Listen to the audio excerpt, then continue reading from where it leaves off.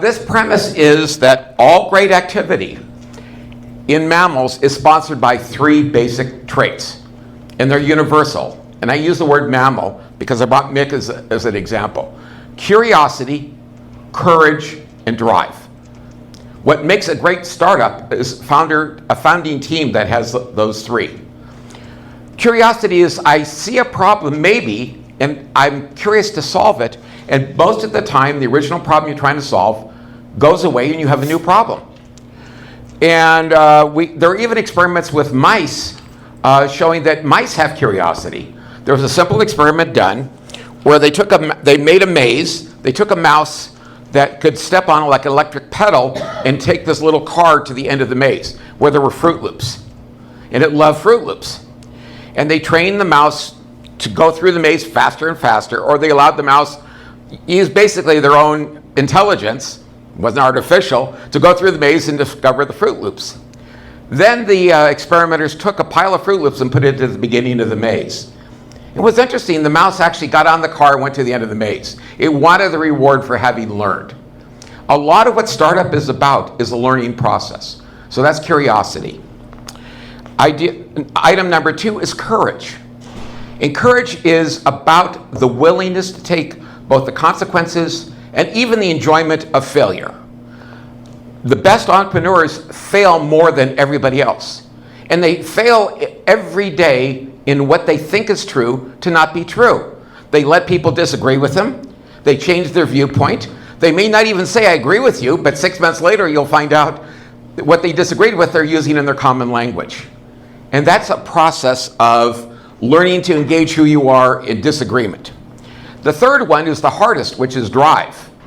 Are you willing to persist at doing something even if you're not sure what it is?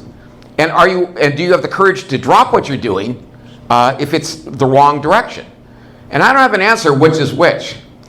What's interesting is I used to be I did a couple startups in the 80s, and I learned that the most important thing of an idea is never the idea.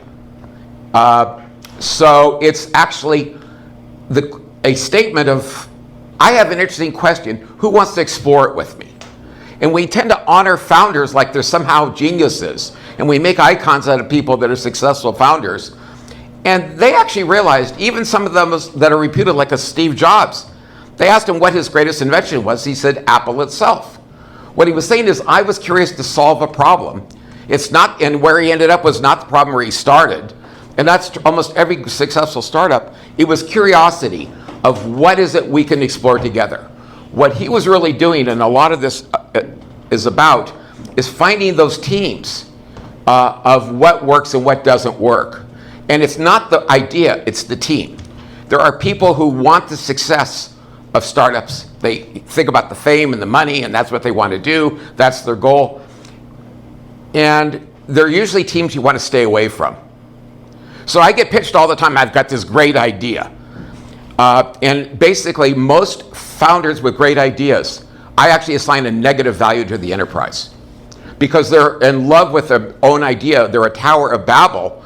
Instead of going, I have an idea, is there anybody else in the community that has a similar idea that I can support? And we can support each other and build something as a team.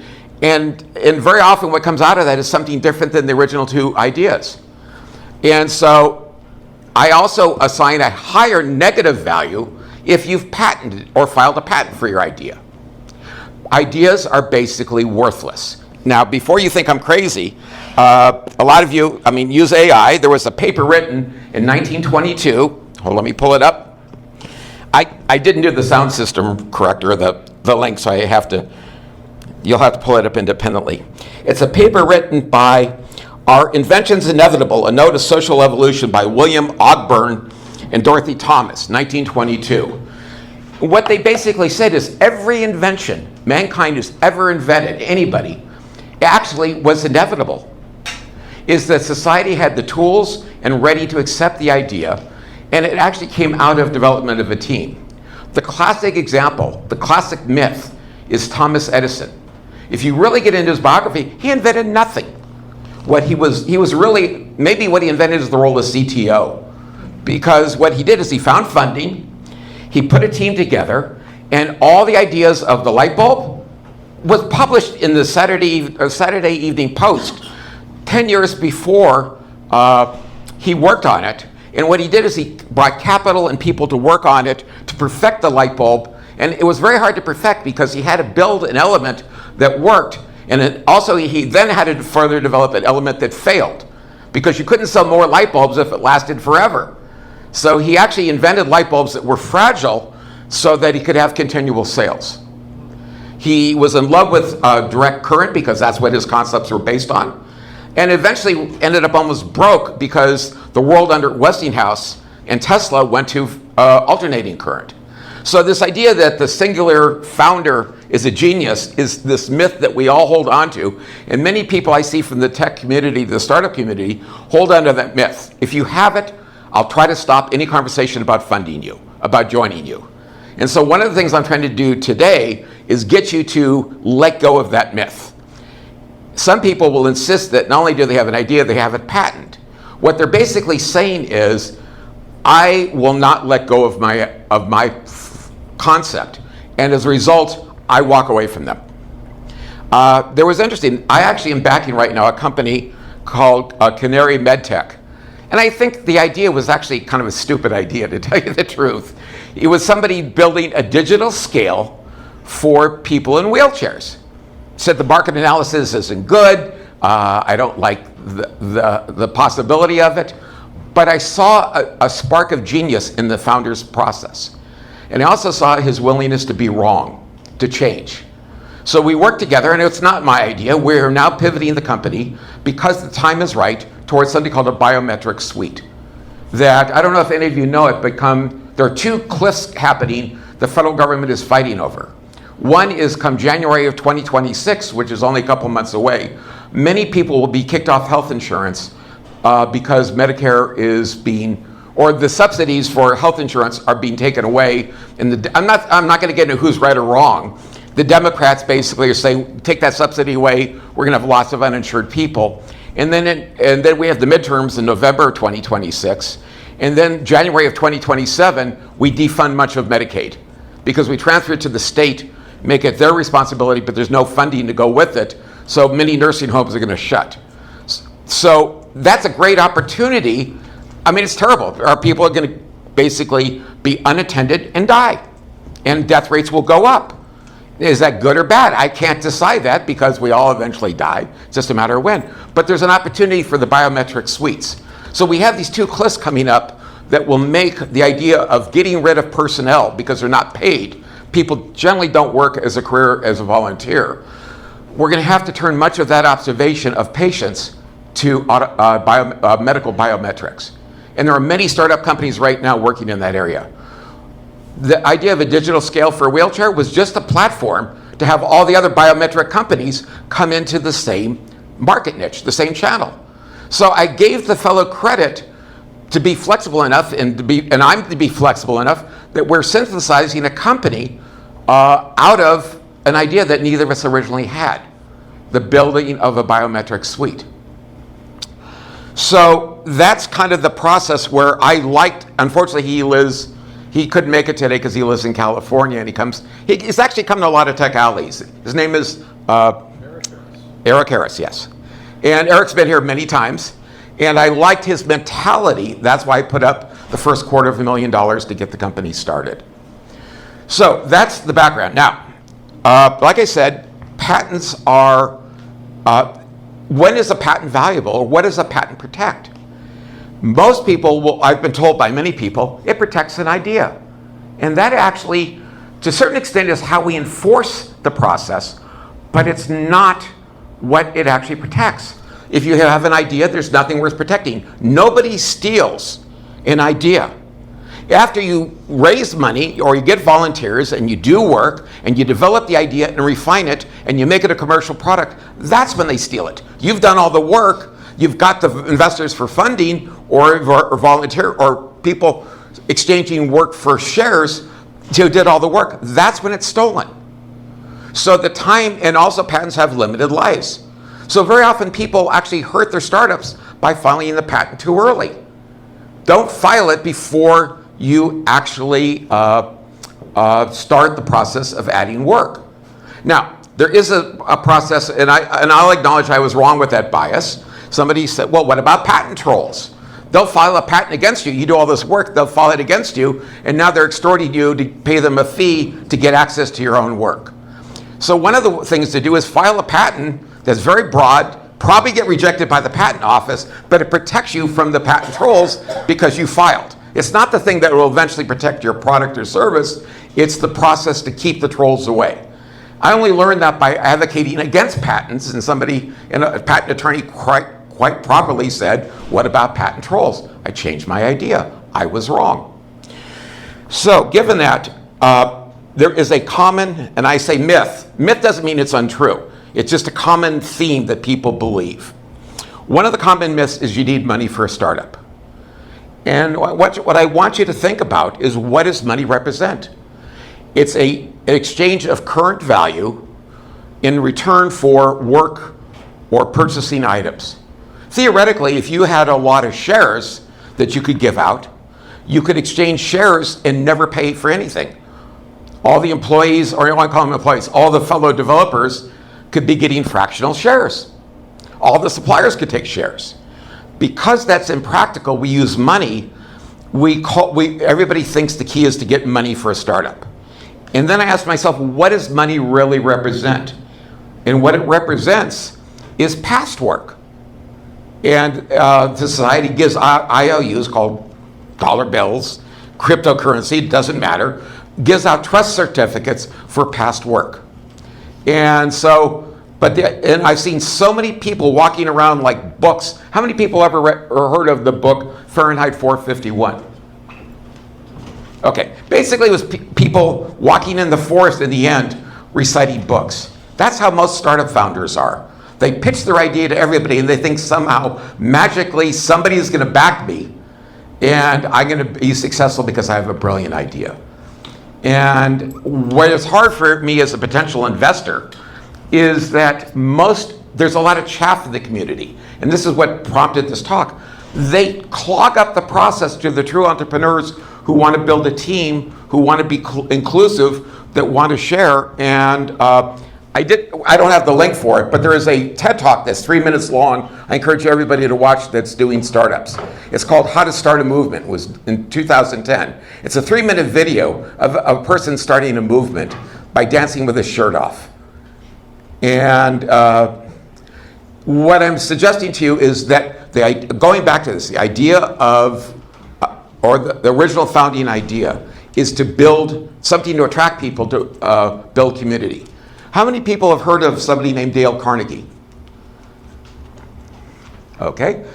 Dale Carnegie saw something totally obvious in 1927. He wrote a book, How to Influence Friends, or How to Build Friends and Influence People. And he had a very simple concept, which is, if you promote your agenda, you will be isolated.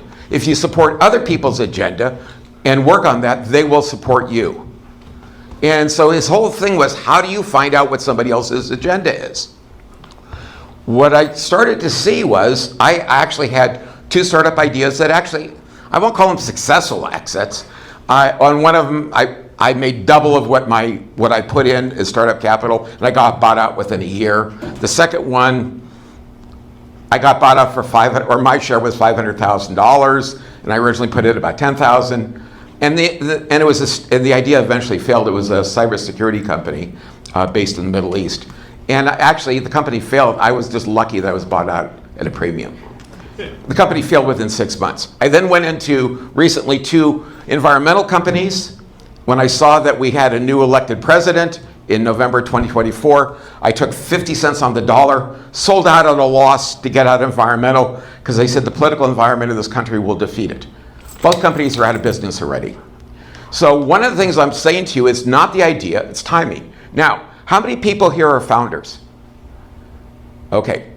How many people, founding concept is based upon technology invented in the last 5 years? Okay. How many people think that idea will be inventive or worth appealing to other people 5 years from now?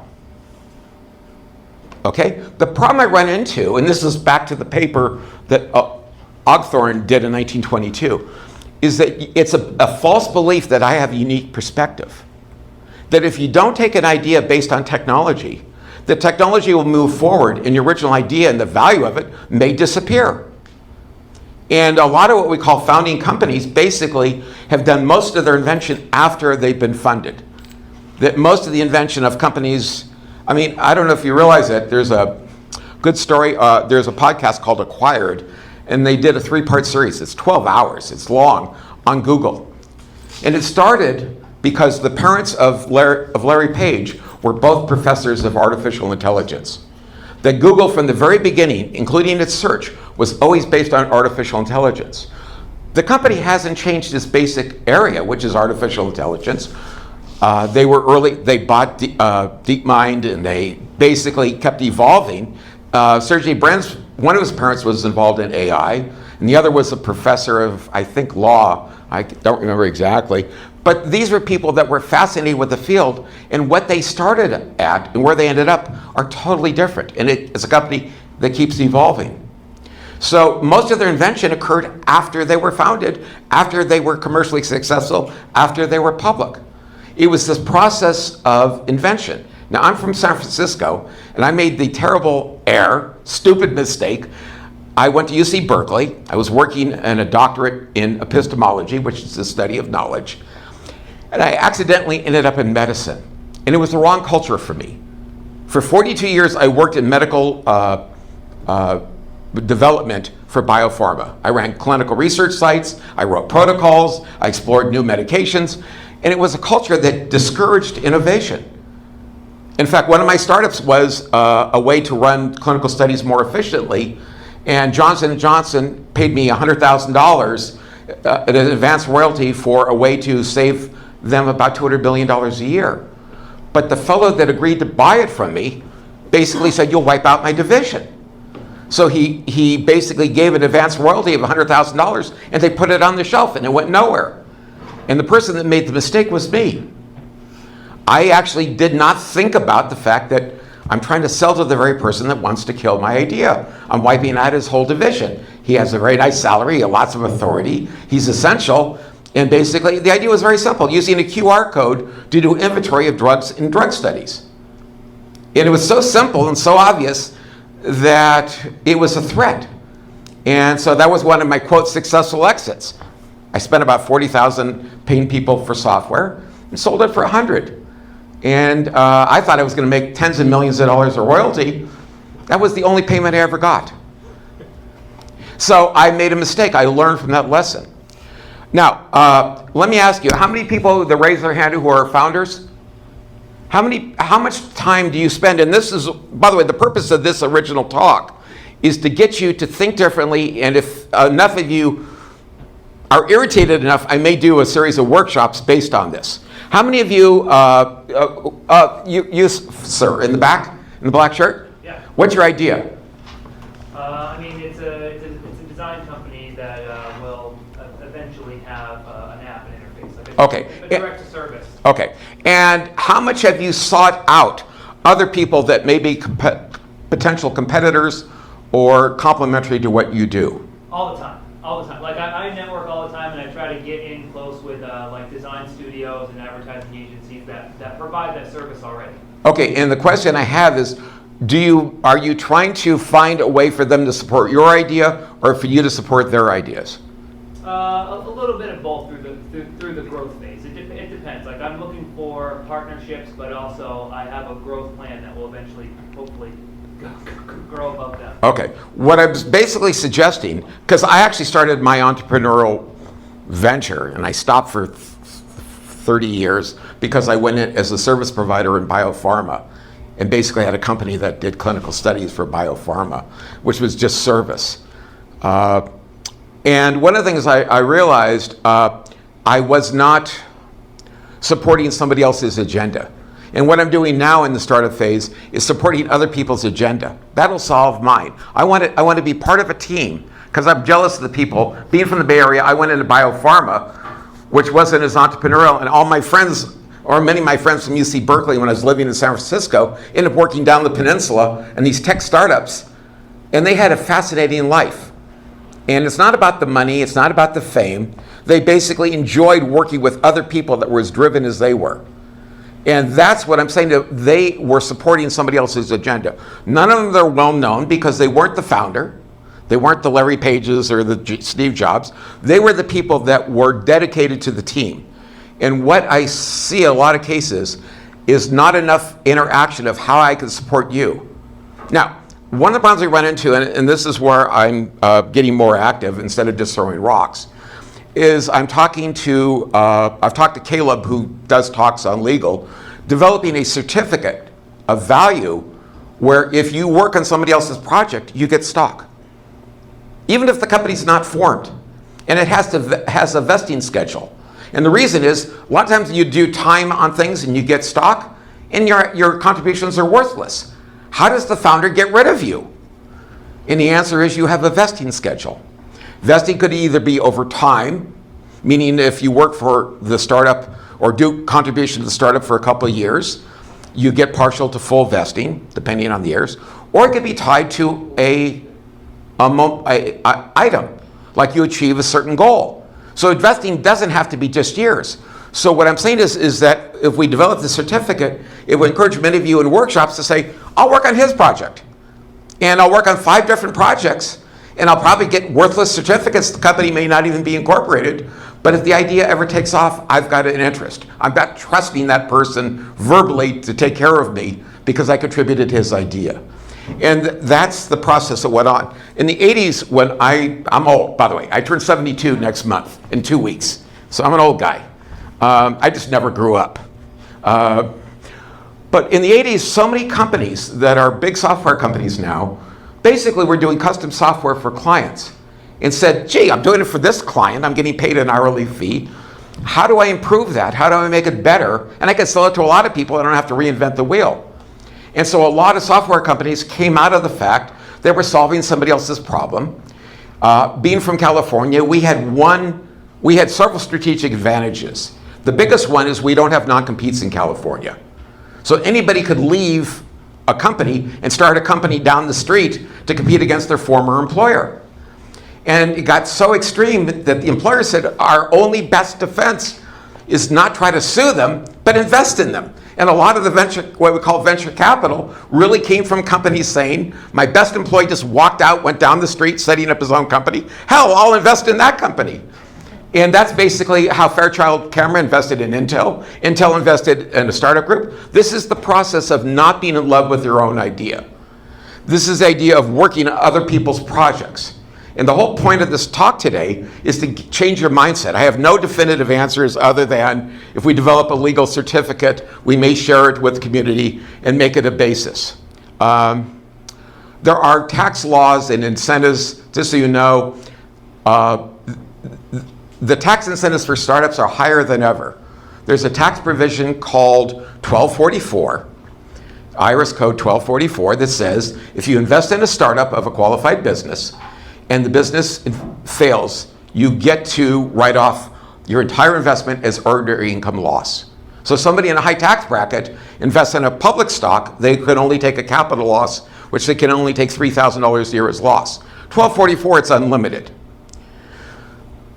I'm not in agreement. I tend to be more liberal, but there's a provision in the last tax or the last budget, which Trump calls the big beautiful bill, has a provision called the qualified small business exemption. It used to be if you invested in a startup company and the capital went directly to the startup and you held it for 5 years, the first $10 million, if it was a qualified industry, was tax-free. And a qualified industry it couldn't be real estate, it couldn't be gambling, there was like all these companies that didn't qualify. You couldn't be a profession. So they were trying to make sure that they were basically giving the exemption to startups. So one of the things that happened is that under the recent legislation passed July 3rd, which Trump called Freedom Day, they changed the law. Instead of being 5 years and $10 million, it's 5 years and $15 million. And they added a provision if you go 3 years it is, you get a 50% exemption, and if you go 4 years, it's a 75% exemption, then 5 years, 100%. How many people have heard of Silicon Valley Bank? First Republic? Okay. Do you know, okay, they did two things, both banks. One is they gave loans to founders and startup teams in anticipation of that 5-year cliff. The idea was, okay, I got involved in a startup, I took no salary, I was working for these certificates, shares, and I have no money, and I live in the Bay Area, and it's really expensive. I want to buy a house. How do I buy that house? I have no salary or very little salary. I have no liquidity. So originally, Silicon Valley Bank basically said, if the startup is, at the last cap rate was whatever value it was, we'll give somewhere between 30 and 40% on the dollar as a loan.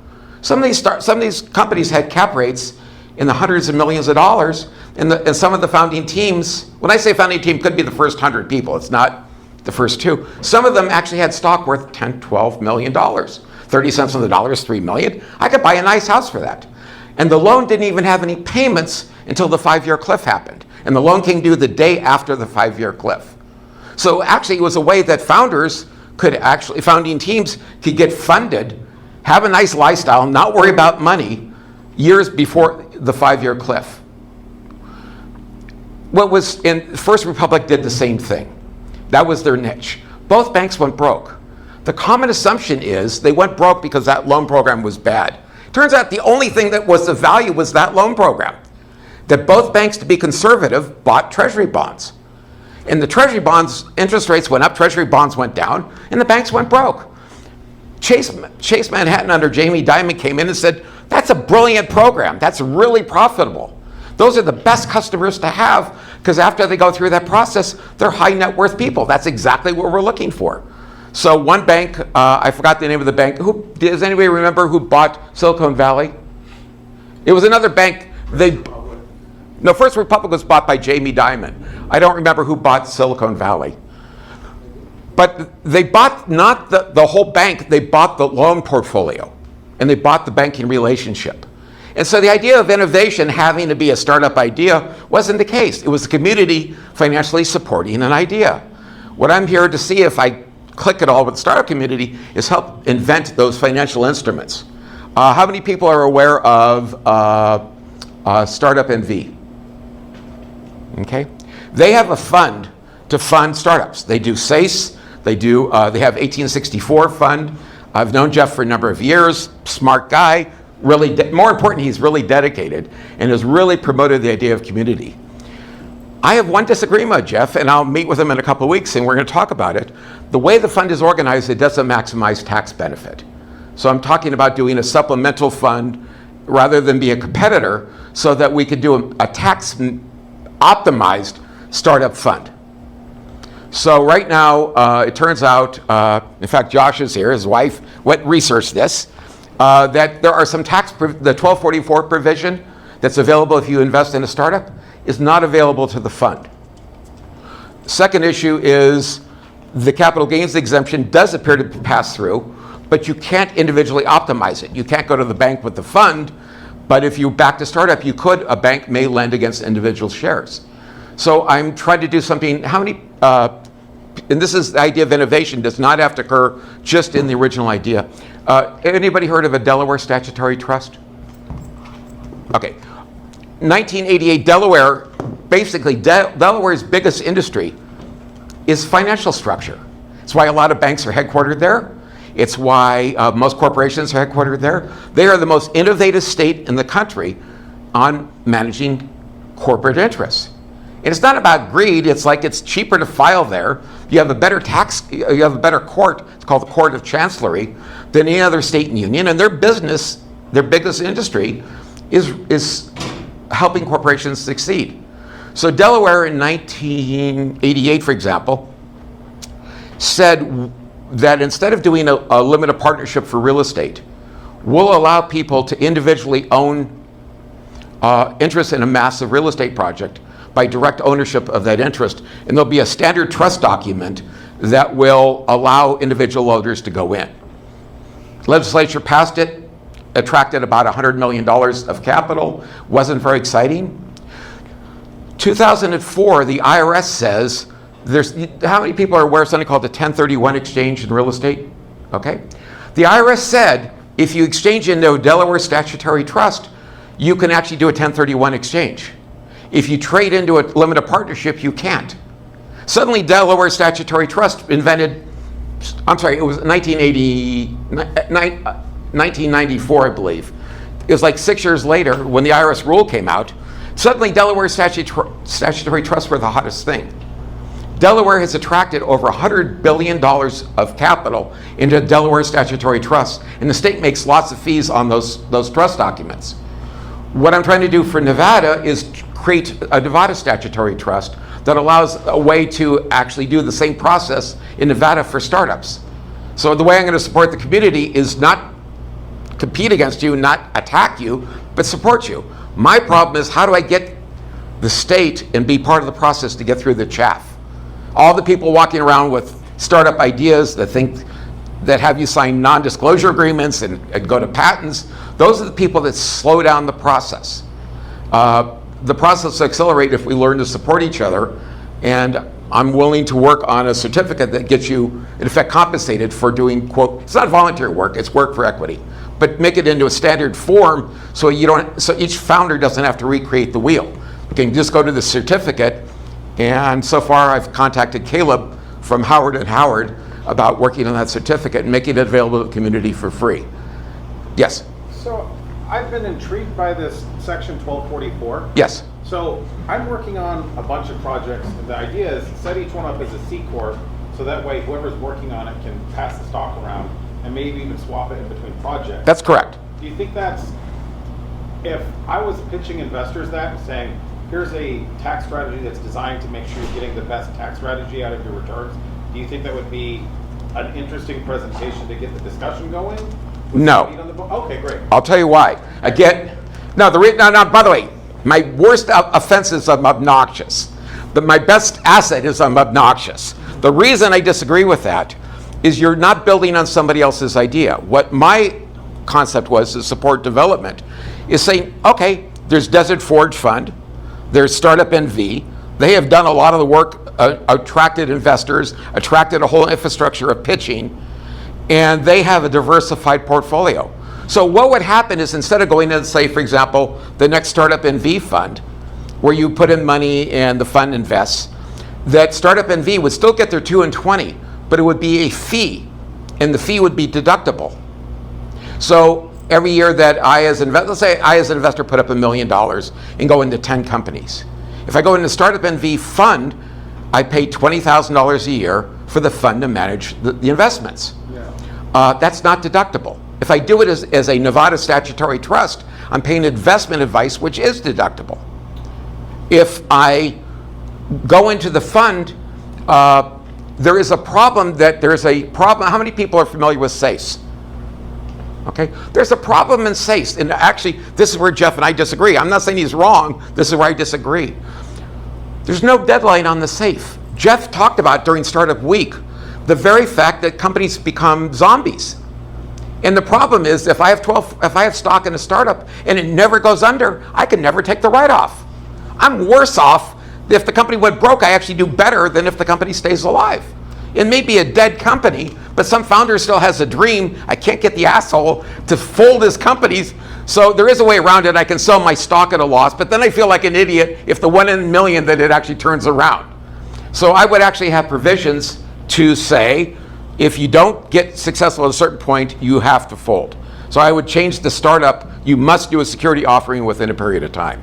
The reason I'm saying there are other provisions that I would do to this tax enhanced fund is I'm building on a whole infrastructure that Jeff has already created, that Desert Forge has already created, which is they're very new.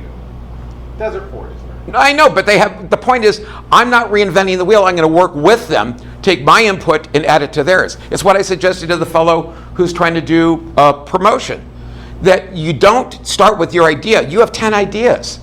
What I'm saying, I have a software company that's built, we've done about 200 projects. 7 of them have made cash. So we're looking at the way of making sure that the winners keep getting support, and that way we're not holding it back. And you could use 1244 and say, I mean, this is where you game the system. Yes. Okay. That's what we want. Okay, you can game the system by saying, The system. mine that are not working, I'll write off. I'll close the company. You can take your loss. What I'm about to say never occurred. The next round, you may get a big discount because you invested in the previous company that failed. In effect, you're giving equity indirectly because you're getting a lower price. It's like a safe. You're getting a lower price not because you bought a safe, but because you invested in a failing company of the same founder. Yeah. So you're giving recognition and diluting yourself to say, thank you for trusting in this if you invested. But you lost, but you take your loss, I'll let you come in at a cheaper price. Give you a deal. Yeah. And it's based on the next round. It almost becomes a safe. So a failed certificate could become a safe. This is the idea of innovation that I'm trying to see if there's enough interest in the community that I can, as a investor, backer, founder, or try to create the certificates for all of you to do better. That's my criticism. If I can get rid of all those people, all the chaff of people who believe in themselves and think they have the greatest insight, if I can get you to try ideas, to understand that almost everybody here has a startup idea based on technology. I mean, the classic one is everybody uses the internet. It's not that old. I mean, well, it actually started in the 70s under when it was. Under human time, it's not that old. Yeah, but the point I'm making, even in terms of lifetime, is not that old. What I'm suggesting to you is the idea that if I can get founders to say, I have an idea, if it doesn't have traction, even if I got investors, I'll write the damn thing off so they can take their deduction. That's part of the innovation. That's part of the community. So what I'm saying is I'm willing I'm not an investor about money. I'm an investor about backing somebody else. How many people program here? Okay? What I'm saying to you is you could swap and some of the programming teams could swap their programming for shares. Why? Because some of the programmers are high tax brackets.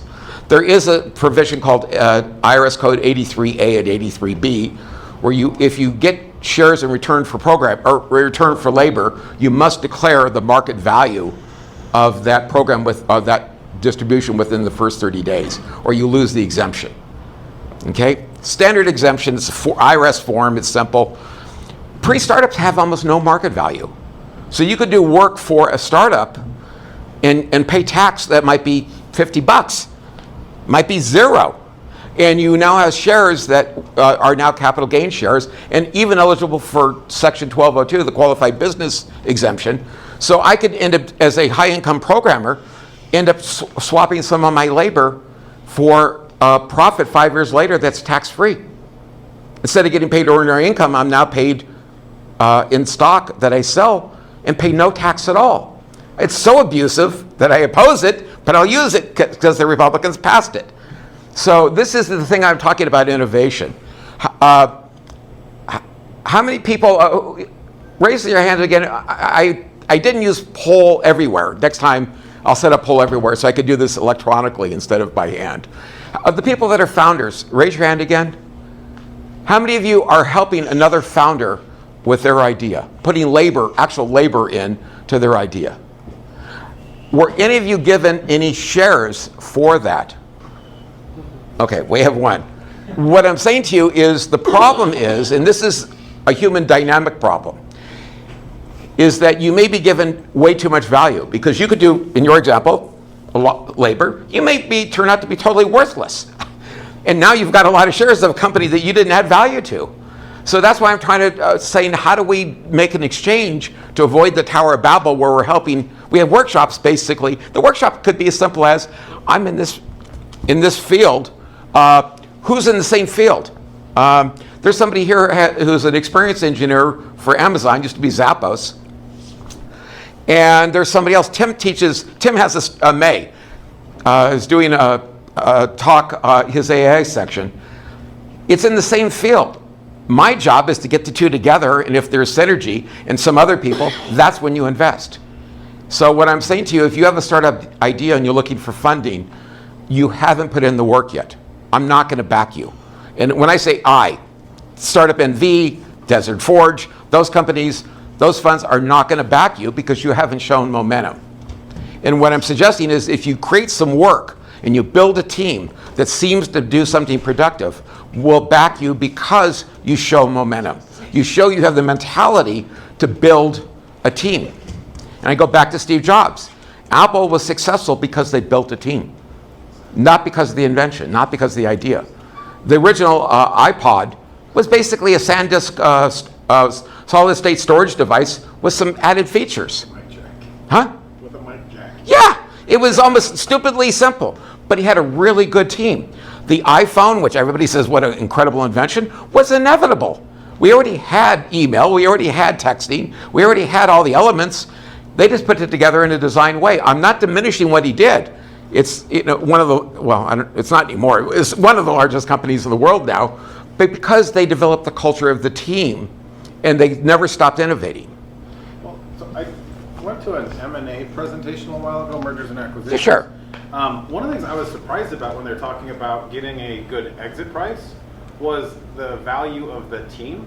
And so sort of for anybody in the room here, like being able to have that engineer or whoever that you're working with where you're actually able to do the things that are interesting, make a deliverable happen, that itself is unique and adds value. And like I was surprised by how much emphasis they put on that. Oh no, not surprising. Right now, I don't want to go crazy about AI, but when there was an internal fight, and I don't even like OpenAI, because I knew from Y Combinator, I've met a couple times Altman, I don't particularly like him.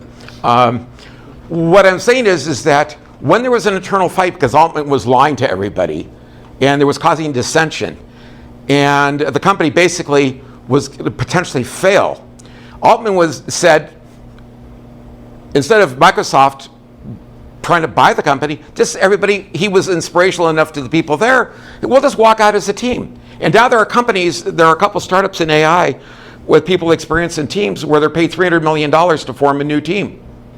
They're basically, it's in effect a bonus. So the idea of team is not a secondary value, it's the primary value. And the more advanced the industry, the more the team matters. This is not unique. The M&A people saying you don't even have to buy the damn company.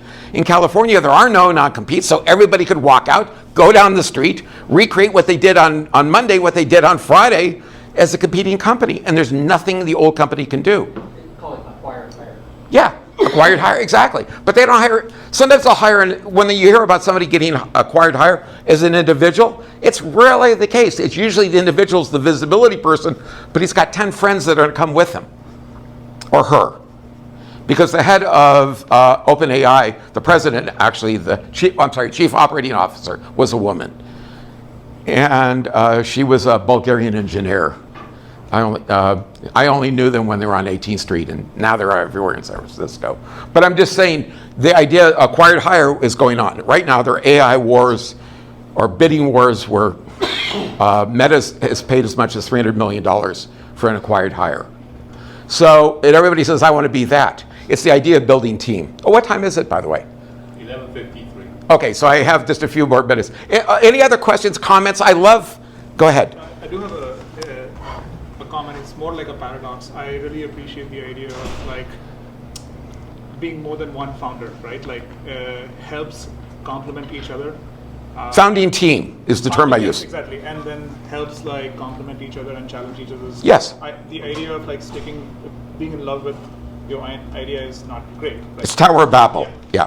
On the other side, one of the good like founding teams can only survive if the founding members have appreciation for one another. That's correct. And that takes time. And how do you build trust? Like I don't think The biggest problem. This is not a quandary. If you look at a dollar bill, it's an item of trust. It bears no interest. It's a piece of paper. Cryptocurrency is the same thing. The only value those items have is people trust them. The only value a startup has is that people trust it. The reason I said most companies deserve to fail is that it is not the great idea that makes the company succeed. It's the building of trust within the organization. 99% of the companies deserve to fail. What's funny is that as an experienced both founder and investor, what I started to see is I could spot them 10 miles away. And everybody would pitch you their idea and they think they're a genius. And I'm going, that's the person you don't invest in. That's the team you don't invest in, because it's all about how they're going to be the next big founder. That one of the things I look for in a founding team is an original founder. By the way, it's a TED Talk, How to Start a Movement by Dave Shivers.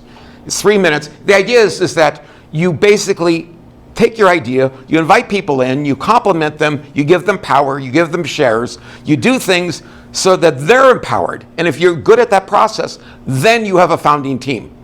Yeah, like in that TED Talk, the premise of it was the second person that follows is the most important. Right. Fuck the leader, basically. Basically, I agree. And basically, That just happens to be that the second person goes, I see that, I have trust, I'm going to do that, which brings the third, the fourth, and the fifth person in. And that's where, many of you met Eric Harris. He's the quote founder. I actually, in my mind, I'm the original founder because I'm the original follower. I'm going to be inviting people in. In fact, somebody's in the audience right there. Greg, I'm inviting to work with us because we need some work done, and I want to invite him and treat him well.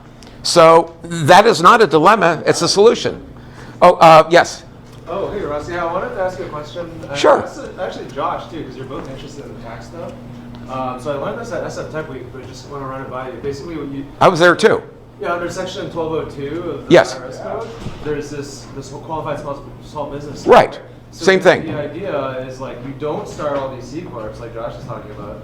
You start LLCs because apparently when you put all your work and IP into an LLC and then an angel investor comes in and wants to invest, apparently you can take all your assets out of the LLC in a non-taxable event to create the founding assets of a new C corp that the investor is investing in.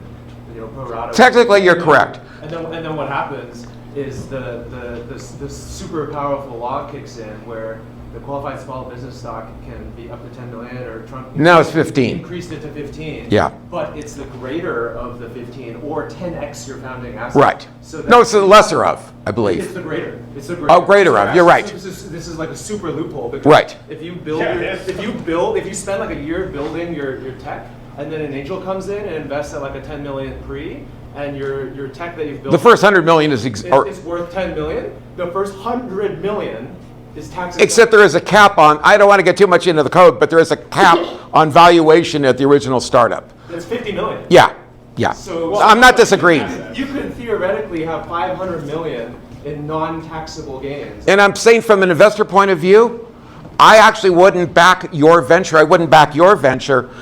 I like the idea of a fund because if I actually have the right culture in those 8 companies or 10 companies and 8 fail, I actually could show a loss from a tax point of view.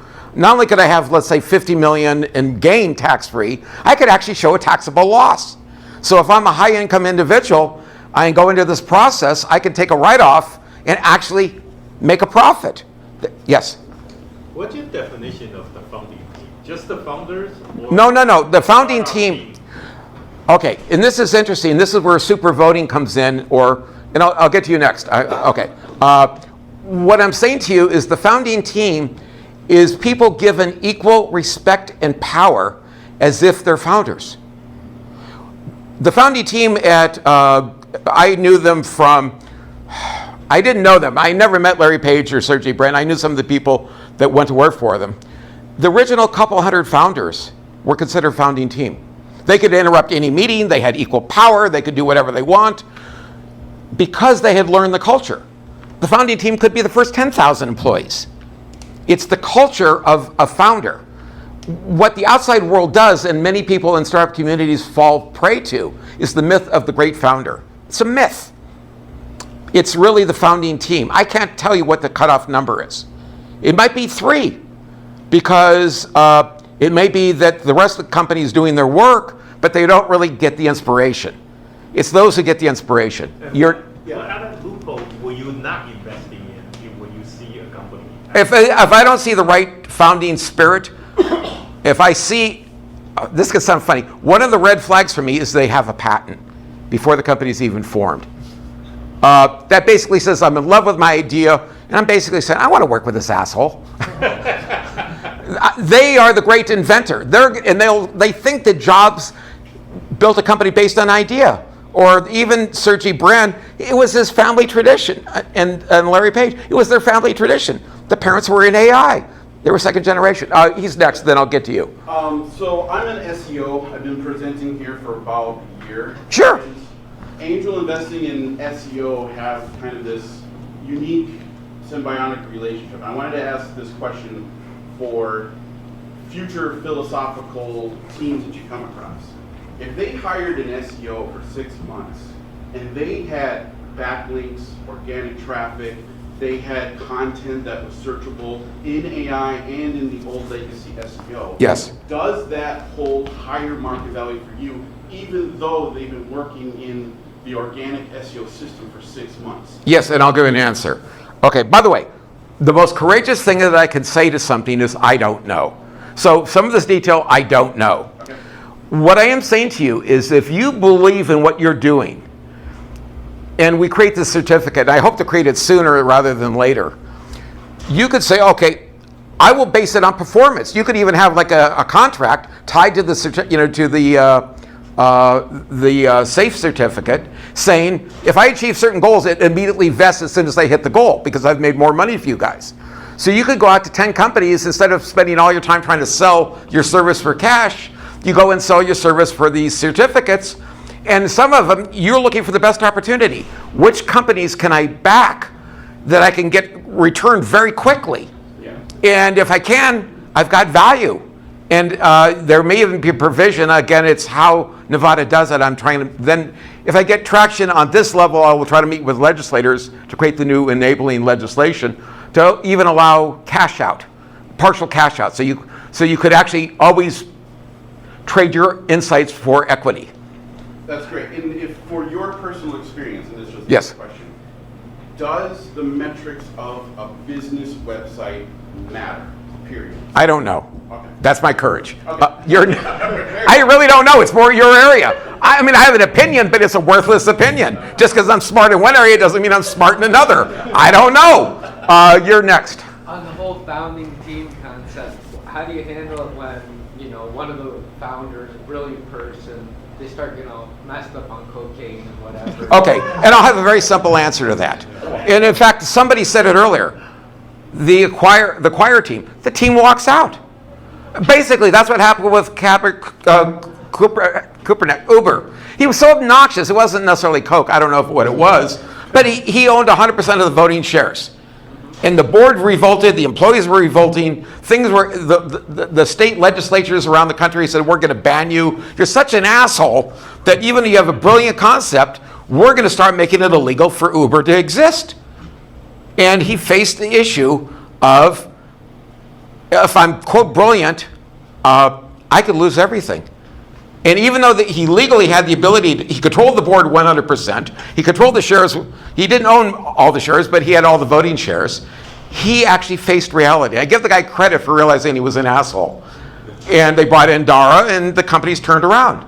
But he was on the brink of extinction. Altman had the same problem with OpenAI. In fact, every time you kind of wonder, you keep hearing stories, there's another walkout happening because of who he is. So there's not a definitive answer. By the way, also there's a myth. I like to think I'm smart, but I'm only smart in certain areas. Some areas people think I'm a genius, but it's only in those areas. Just because I'm smart in one area doesn't mean I'm smart in another. One of the guys that almost went broke in the early 1900s was Thomas Edison. He thought, well, I'm brilliant in one area, I must be brilliant at everything, and he just basically ran his company in the ground. And he had a few shares of Westinghouse stock, and that's actually, and they invested in a couple alternating current companies, generators, and that's how he survived. The original founding companies all failed. We're going through the same thing right now with Elon Musk. I'm not going to comment whether he's genius or not, or he has insight or not. It's a label. It's a myth.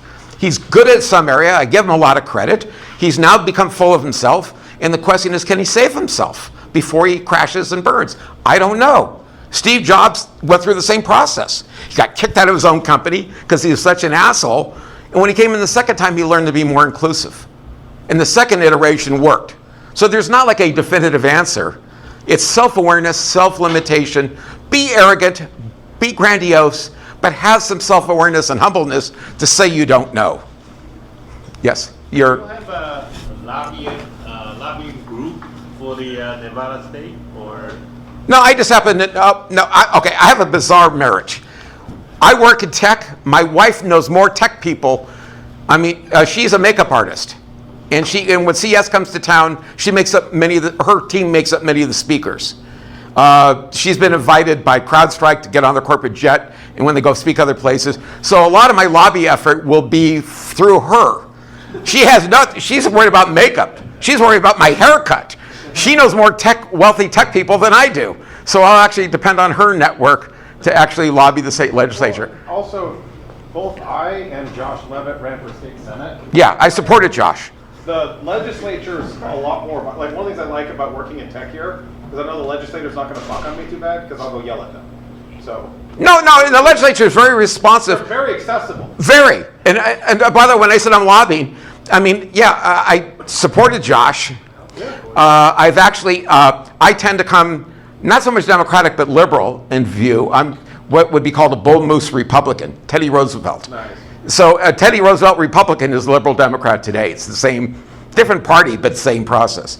I became a Republican because I didn't want to be identified in public documents as a Democrat. I may not get funding from the government, because it seems to be which party you register as may determine whether you get a grant. We'll never know. So, I always thought it went the other way around. no, I'm saying the Trump administration, who's the guy who was going to become NASA director? Isaacman, or it was Musk's buddy? When it was realized that he had given money to Democratic candidates, Trump pulled his nomination. He seems to be going indicting people who are Democrats. I'm sure that's the only reason why.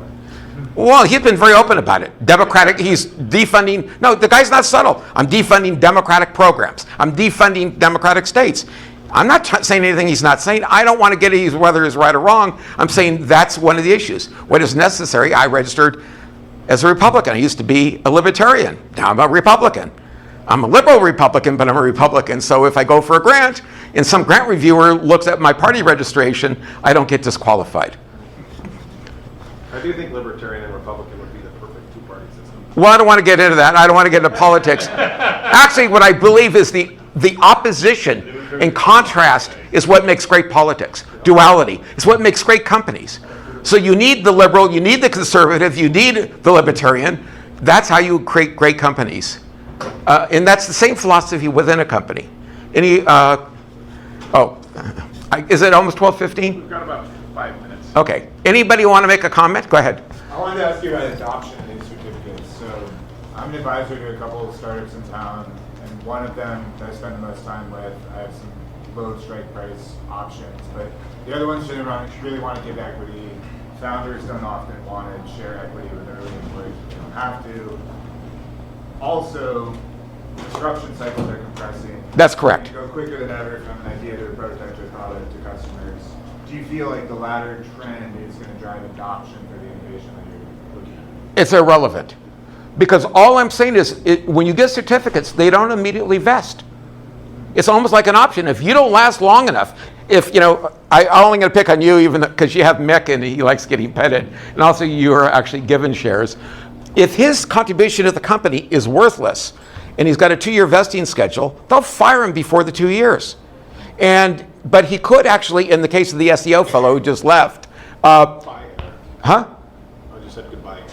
Yeah, what I'm saying is he could actually have it tied to years or a milestone. If I achieve certain performance goals, my shares immediately vest. So the founder is not giving up, the founder is right in not giving up value for nothing. This is the problem of trust. Creating a startup organization is building trust. And the abuse can go both ways. You can be as advisor, get ripped off because you do all this work and you make introductions, you do all that, and the founder fucks you. It's happened many times. Or the founder could give out shares to everybody with no vesting schedule, and he's basically the only person still working on the idea is the founder. And the rest of the team is basically celebrating. I used to have disagreements. I didn't know him well, but I had disagreements with Tony Hsieh because he gave out too much money too easy. He didn't have the momentum requirements. And I would have arguments with George Moncrief about the same thing, that you want to have people show effort, show result. When you have a startup idea, it's not the idea, what have you done to do it? And again, I go back to where I backed Eric Harris. He built a prototype out of his own pocket. He actually arranged for manufacturing in China. He actually contacted people in the industry that could buy it. He'd shown years of work and expense out of his own pocket, and only then did I back him. And I didn't, like I said, I'm not in love with the idea. It's very useful. It'll get us into a market channel that'll give us a moat protection. But it was the fact that he did all that work is why I backed him. And I've actually been trying to put together a team. Some of you may even end up on that team to build the company, because I think medical biometrics is an explosive field because of the change of funding on Medicaid. So the answer is the team. And if I have anything selfish out of this, it's inviting people to join the team. And I'm going to be open about it. I will give shares. I will put vesting schedules on it. It could be, like I said, Greg's here. I have asked Greg to join the team. He may do some software for us. If the software works and is done, he doesn't have to wait 2 years. The software's done. He gets immediate shares. Invests immediately as soon as the software performs. Okay? Go ahead. Why if the founder is an asshole, the team was excellent? No, the team is often asshole. Remember I said there are people... on board with the captain asshole. No, what I'm saying to you is that in a lot of cases, companies with... There's something... It's a term that's used too abstractly. Corporate culture. It is all the assumptions that happen within a company. Keep in mind, almost all our lives are automatic. I'm breathing and don't think about it. I'm walking back and forth not thinking about it. Almost everything I do in my activity is automatic. I'm only thinking about your question. What happens is corporate cultures form the same way. That if you are an asshole, you tend to attract other assholes. Or you attract people that are codependent.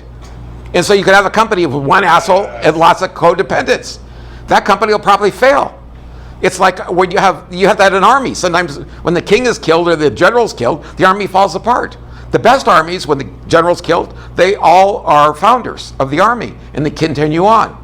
So I'm not saying the asshole is always the founder. There are a lot of employees that are free riders. Yes, go ahead. At the beginning of this, you mentioned these three facets of what, like, Curiosity, courage, and drive. it sounds like, based on what you covered, that team might be part of that as well. Actually, I would call that courage. The courage to trust your team.